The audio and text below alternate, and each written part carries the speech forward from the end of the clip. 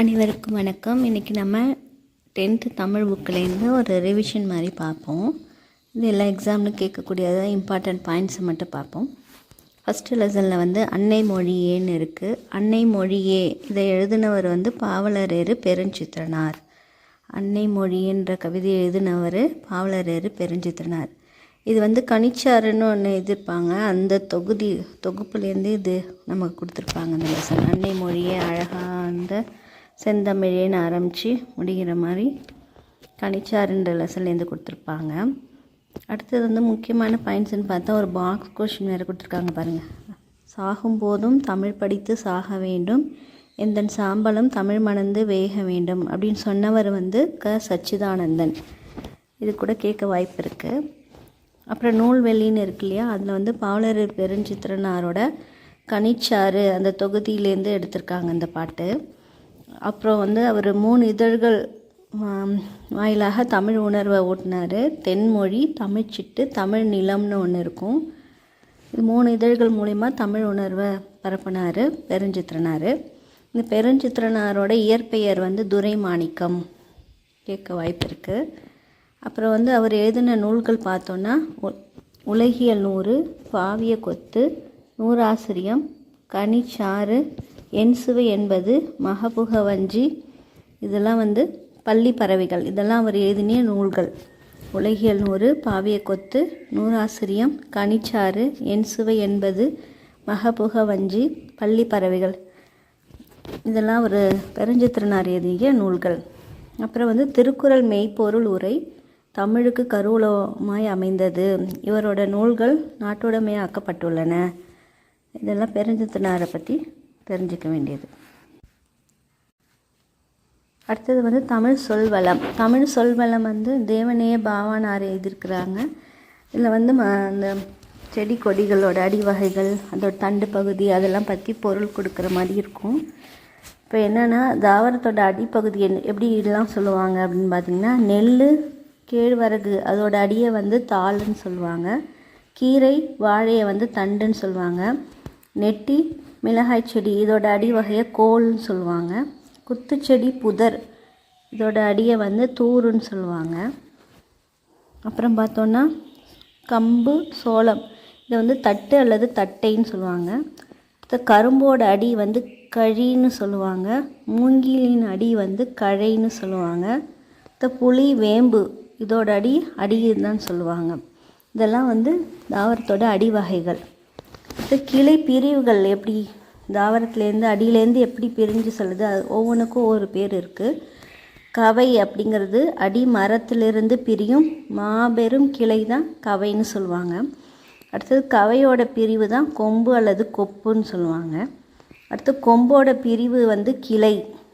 அடுத்து கிளையோட பிரிவு சினை. சினையோட பிரிவு போத்து. போத்தின் பிரிவு குச்சு. குச்சியோட பிரிவு இனுக்கு. இதெல்லாம் கிளையோட பிரிவுகள். அடுத்தது காய்ந்த அடியும் கிளையும் எப்படி சொல்லுவாங்கன்னா, காய்ந்த குச்சிக்கு சுள்ளின்னு சொல்லுவாங்க. அடுத்தது காய்ந்த சிறு கிளைக்கு விறகுன்னு சொல்லுவாங்க. காய்ந்த கழி வெங்கழின்னு சொல்லுவாங்க. காய்ந்த கொம்பும் கவையும் அடியும் இது கட்டை அப்படின்னு சொல்லுவாங்க. அடுத்து இலையோட வகைகள். புளி, வேம்புக்கு இலைன்னு தான் சொல்லுவாங்க. நெல், புல்லுக்கு தாள்னு சொல்லுவோம். சோளம், கரும்புக்கு தோகைன்னு சொல்லுவாங்க இலைய. தென்னை, பனைக்கு ஓலைன்னு சொல்லுவோம் இலையோட இதை. அடுத்தது காய்ந்த தாளும் தோகையும் சண்டுன்னு சொல்லுவாங்க. காய்ந்த இலைக்கு சருகுன்னு ஒரு பேர். அடுத்து கொழுந்தோட வகை பார்த்தோன்னா, நெல், புல்லுக்கு துளிர் இல்லைன்னா தளிர்னு சொல்லுவோம். அடுத்தது முறி அல்லது கொழுந்து அப்படிங்கிறது புளி, வேம்போட கொழுந்த சொல்லுவாங்க. புளி கொழுந்து அப்புறம் வேப்பங்கொழுந்துன்னு சொல்லுவோம்ல, அதுக்கு முறி அல்லது கொழுந்துன்னு பேர். குருத்துங்கிறது சோளம், கம்பு, தென்னை, பனை இதோட கொழுந்தை குருத்துன்னு சொல்லுவாங்க. கரும்போட நுனி பகுதியை கொழுந்தாடை அப்படின்னு சொல்லுவாங்க. நெக்ஸ்ட்டு பூவோட நிலைகள் பார்க்குறோம். பூவோட தோற்ற நிலை அரும்புன்னு சொல்லுவாங்க. பூ விரிய தொடங்கும் நிலை போதுன்னு சொல்லுவாங்க. அடுத்து மலர் அல்லது அலர், அது பூவோட மலர்ந்த நிலையை குறிக்கும். அடுத்து செடியிலிருந்து பூ கீழே விழுந்த நிலையை வீன்னு சொல்லுவோம். பூ வாடின நிலை வந்து செம்மல். ஒவ்வொன்றுக்கும் ஒரு. அடுத்தது தாவரங்களோட பிஞ்சு வகைகளுக்கு வழங்கும் சொற்கள். பூ பிஞ்சு, அது வந்து பூவோடு கூடிய இளம் பிஞ்சுக்கு சொல்லுவாங்க. அடுத்தது இளம் காய், அதை பிஞ்சுன்னு சொல்லுவாங்க. மாம்பிஞ்சுக்கு அடுன்னு சொல்லுவாங்க. மூசுங்கிறது பலா பிஞ்சு. எல் பிஞ்சுக்கு வந்து கவ்வைன்னு பேர். குறும்பை வந்து தென்னை பனை, அதோட இளம் பிஞ்சை வந்து குறும்பைன்னு சொல்லுவாங்க. முட்டு குறும்பைங்கிறது சிறு குறும்பையை முட்டு குறும்பைன்னு சொல்லுவாங்க. முற்றாத தேங்காயை இளநீர்னு சொல்லுவாங்க. அடுத்து இளம் பாக்கு நுழாய், அதுக்கு பேர். அடுத்தது கருக்கல், கருக்கள்னால் இள நெல். அடுத்தது கச்சல்னால் வாழை பிஞ்சு. அடுத்தது குலை வகை, குலை வகையை பார்த்தோன்னா அவரை துவரை, அதை கொத்துன்னு சொல்லுவாங்க.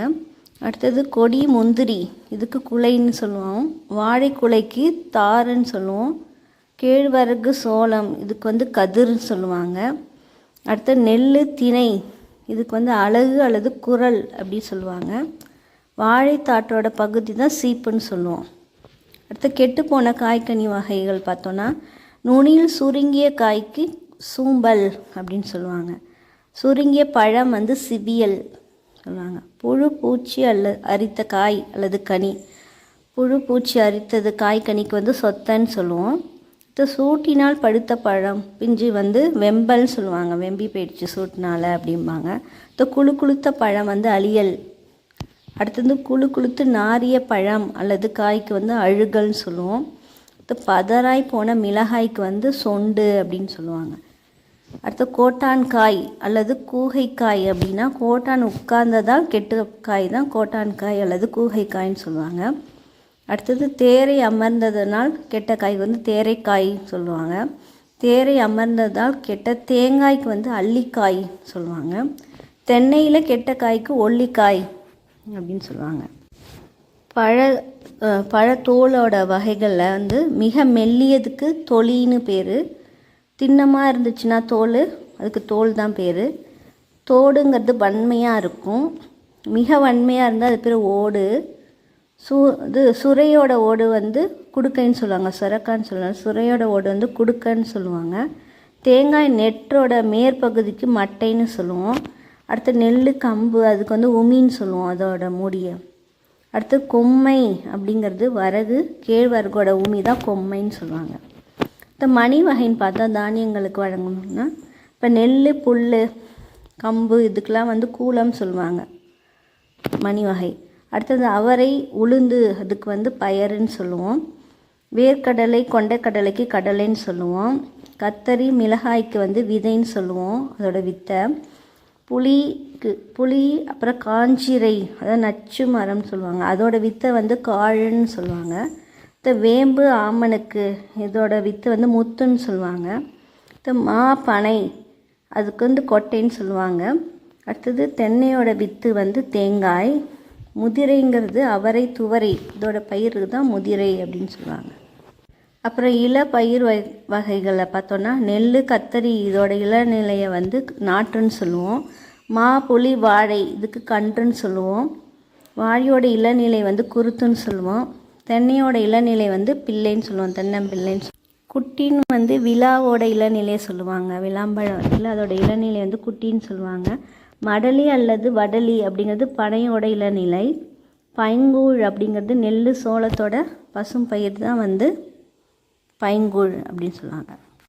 அடுத்ததில் ஒரு பாக்ஸ் கொஷின் இருக்குது. தமிழ் திரு இளங்குமரனாரை பற்றி சொல்லியிருப்பாங்க. இவர் வந்து ஒரு தமிழ் ஆசிரியராக இருந்தார். நூலக பணிகளை விரும்பி செய்பவர். சொல்ல ஆராய்ச்சியில் பாவனாரும் இயந்த பெருமகனார்னு இளங்குமரனாரை சொல்லுவாங்க. இவர் வந்து திருச்சிராப்பள்ளிக்கு அருகில் அல்லூர்ன்ற இடத்துல திருவள்ளுவர் தவசாலையை அமைச்சிருக்கிறாரு. அப்புறம் பாவானார் நூலகத்தையும் ஒன்று கட்டியிருக்கிறாரு. அப்புறம் தமிழகம் முழுவதும் திருக்குறள் சொற்பொழிவுகளை வழங்கி வருகிறாரு. தமிழ் வழி திருமணங்களை நடத்துகிறாரு. விழிகளை இழக்க நேரிட்டால் கூட தாய் தமிழினை இழந்துவிடக்கூடாது என்று எண்ணியவர். அதற்காக தமிழ் தென்றல் திருவிக்கா போல இமைகளை மூடியபடி எழுதும் ஆற்றலை கற்றுக்கொண்டவர் தான் இளங்குமரனார். இன்றளவும் இவ்வாறே எழுதி தமிழுக்கு தனி பெரும் புகழை செய்து வருவரும் இளங்குமரனார். பற்பல நூல்களை எழுதி இருப்பினும் இலக்கண வரலாறு, தமிழிசை இயக்கம், தனித்தமிழ் இயக்கம், பாவாணர் வரலாறு, குண்டலகேசி உரை, யாப்பருங்கல உரை, புறத்திரட்டு உரை, திருக்குறள் மரபு, தமிழ் மரபுரை, காக்கை பாடினி உரை, தேவநேயம், இதெல்லாம் தமிழ் பணியை தரம் உயர்த்திய நல்முத்துக்கள். அவர் தான் இளங்குமரனார். அப்புறம் இன்னொரு பாக்ஸ் இருக்குது. உலகத்திலேயே ஒரு மொழிக்காக உலக மாநாடு நடத்திய முதல் நாடு மலேசியான்னு சொல்லியிருக்கிறாங்க. அந்த மாநாட்டுக்குரிய முதல் மொழி தமிழ்னு சொன்னவர் வந்து பன்மொழி புலவர் அப்பாதுரையார். அடுத்து இந்த லெசனில் நூல்வெளின்னு பார்த்தோன்னாக்கா மொழி ஞாயிறு என்று அழைக்கப்படுபவர் தேவநேய பாவாணர். இவர் சொல்லாய்வு கட்டுரைகள் இந்த நூலில் உள்ள தமிழ் சொல்வளம் என்னும் கட்டுரையோட சுருக்கம் தான் இந்த பாடத்தில் கொடுத்துருக்காங்க. இதில் வந்து பல்வேறு இலக்கண கட்டுரை, மொழி ஆராய்ச்சி கட்டுரை இதெல்லாம் எழுதினார் பாவாணர். தமிழ் சொல்லாராய்ச்சியில் உச்சம் தொற்றவர். செந்தமிழ் இறப்பியல் அகர முதலி திட்ட இயக்குனராக பணியாற்றினார். உலக தமிழ் கழகத்தின் நிறுவி தலைவராக இருந்தவர் தேவநேய பாவாணர். மொழி ஞாயிறுன்னு அழைக்கப்படுவர் தேவநேய பாவாணர். அப்புறம் இந்த லெசனில் ஒரு முக்கியமான பாக்ஸ் இருக்குது. எத்திசையும் புகழ் மணக்க அப்படின்றதுல கடல் கடந்து முதலில் அச்சேரிய தமிழை பற்றி சொல்லியிருக்கிறாங்க. அது போர்ச்சுகீசி நாட்டோட தலைநகர் லிஸ்பனில் வந்து 1554 கார்டிலா என்னும் நூல் முதலாக தமிழ் மொழியில் மொழிபெயர்க்கப்பட்டது. இந்நூல் வந்து ரோமன் வரி வடிவத்தில் அச்சிடப்பட்டுள்ளது. ரோமன் எழுத்துருவில் வெளிவந்த இதன் முழு பெயர்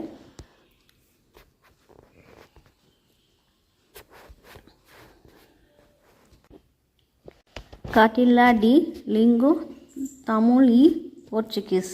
இது அன்றைய காலத்திலே இரு வண்ணங்களில் கருப்பு சிவப்பு மாறி மாறி நேர்த்தியாக அச்சிடப்பட்டுள்ளது. இந்திய மொழிகளிலே மேலை நாட்டு எழுத்துருவில் முதலில் அச்சேறியது தமிழ்தான் அப்படின்னு 6ஆம் உலக தமிழ் மாநாட்டு